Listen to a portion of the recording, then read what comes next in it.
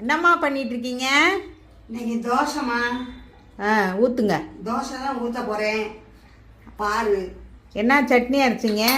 தக்காளி, தேங்காய், சின்ன வெங்காயம், காஞ்ச மிளகாய், பூண்டு, கருவேப்பிலை எல்லாம் போட்டு ரோஜாப்பூ சட்னி. இது வேறு சட்னி, இது வேறு தக்காளி சட்னி, அது வேறு தக்காளி சட்னி, இது வேறு தக்காளி சட்னி. இந்த பாருங்க, அரைச்சி வச்சுருக்கேன் பாருங்க. சரி, வைங்க வைங்க.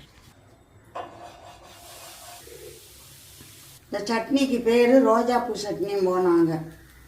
அதை நீங்கள் அரைச்சி பாருங்கள், டேஸ்ட்டு பார்த்து சொல்லுங்கள். பாருங்க, சூப்பராக இருக்குமா?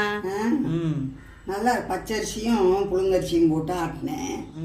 அதனால நல்லா இருக்கும். சொல்லுங்கள். தோசையும் சட்னியும்